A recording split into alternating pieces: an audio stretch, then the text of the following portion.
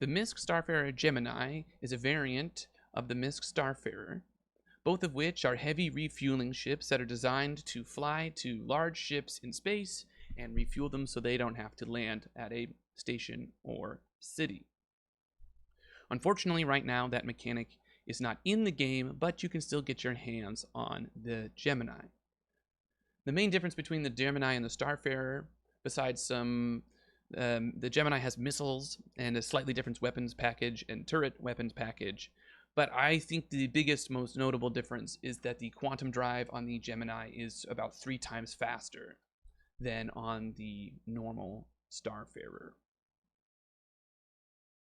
It's kind of complicated to get through, so let's do a walkthrough of it now.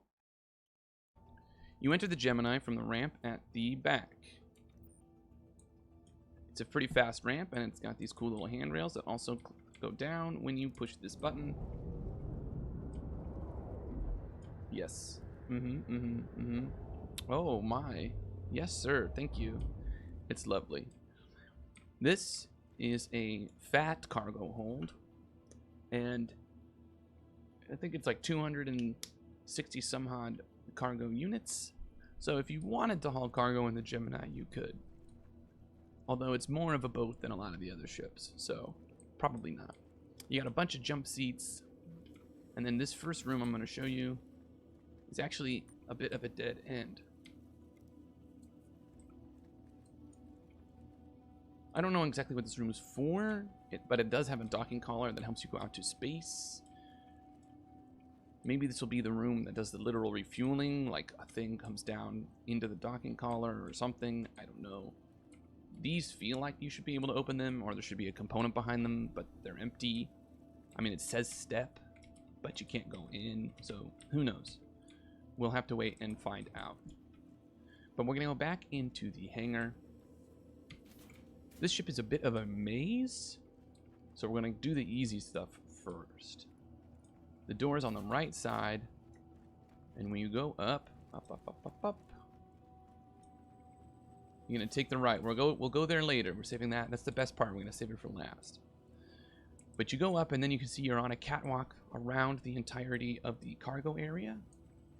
This is a ladder that goes up to the living space.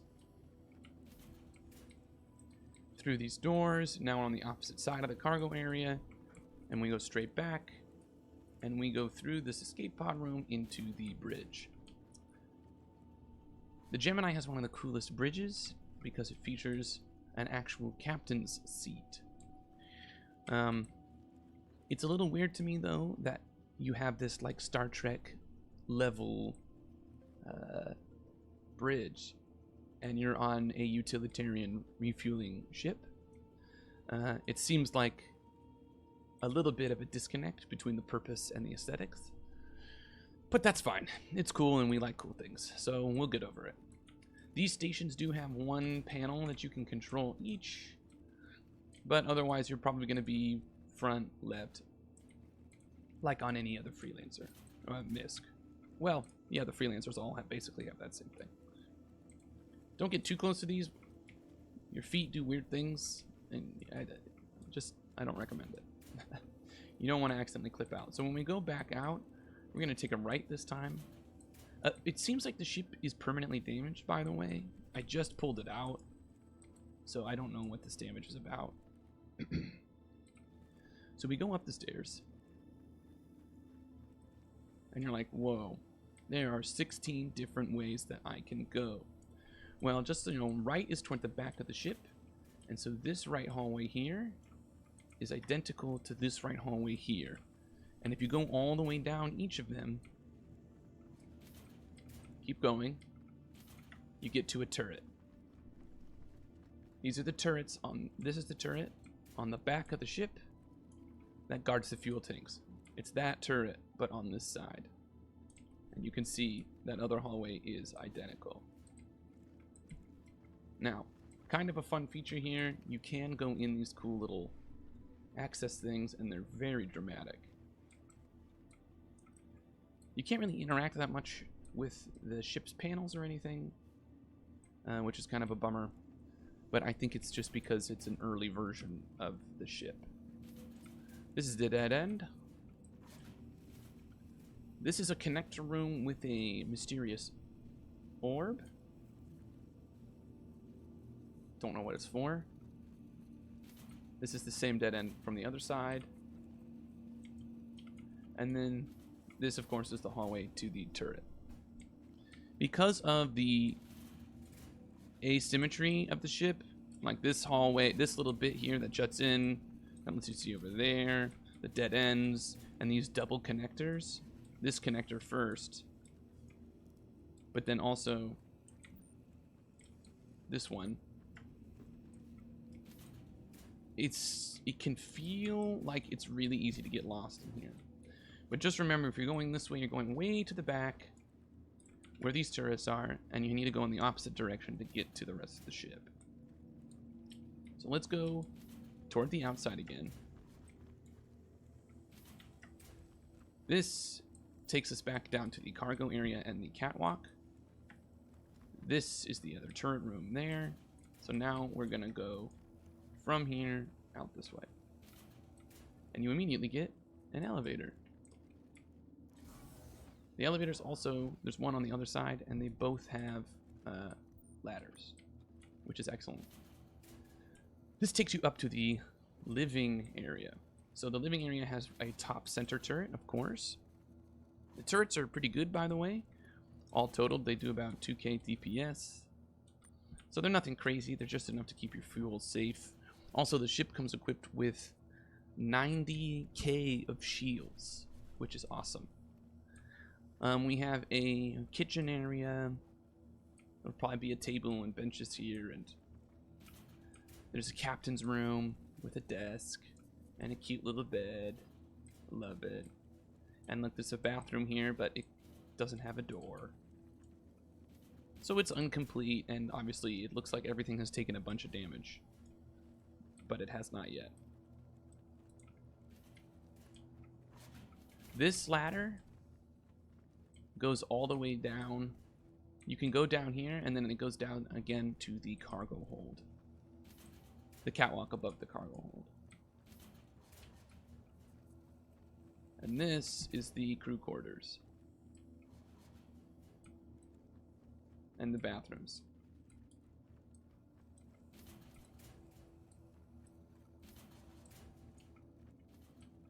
It feels wild to walk around. It took me quite a while to get my bearings, and even then I still feel like I haven't seen every square inch of the ship.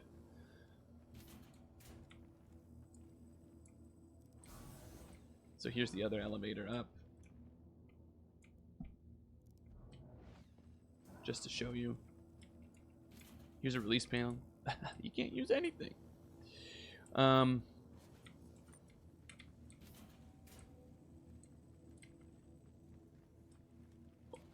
This is the ladder that I just showed you. And then this is the part of it that goes down. Oh. To here. So now let's go look at the coolest part of the ship, which is outside the back catwalks. You get this. A catwalk system with gravity that allows you to go and inspect each fuel tank. I imagine one day these readouts will have the fuel quantity and status of each tank. But just to be out in space, but still with full gravity. Yes, you can walk out here when you QT, and it's delicious, it's beautiful. Besides the weird, confusing interior, I really like the design of this ship. I think the turret placement is smart. It doesn't necessarily defend these giant fuel tanks from threats, but that's sort of the most clever place they could be. There's also these elevators that should take you straight up to the living area, but they don't function right now. So then to get back to the bridge, you just need to go back to that side of the catwalk. which you can do from either side.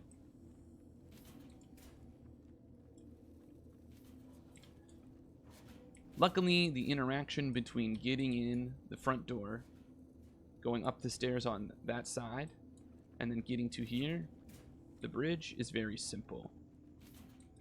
The living area and the other and getting to the turrets, it's not. It doesn't feel simple. It feels confusing. But you'll get the hang of it. And on today's Will It Fit, we have the MISC Razor into the Starfarer Gemini. I'm like 100% positive it's going to fit, but we've been wrong before.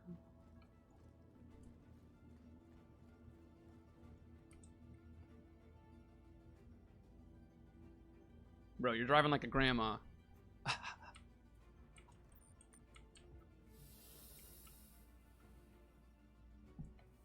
Oh.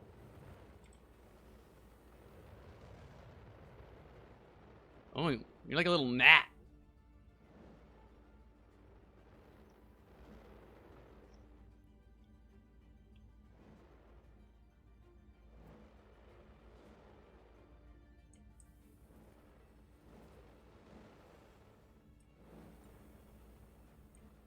Oh, the wings might be a hair too big.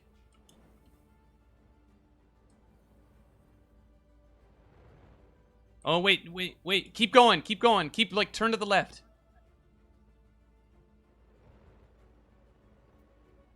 I'm trying. It's bigger on the inside than on the outside, so if you can, like, oh, yeah. All right, now maybe you can turn back to the right and go forward.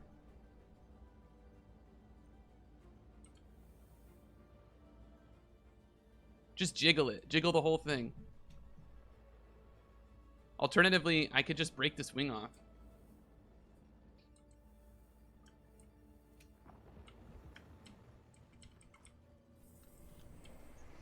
Oh! It fits! It fits! Ah! We did it! All right, now land. Yes! I just had to take off the landing gear, and then it got in. We did it! Oh my god, yes! Yes, I love it. Oh, hell yeah.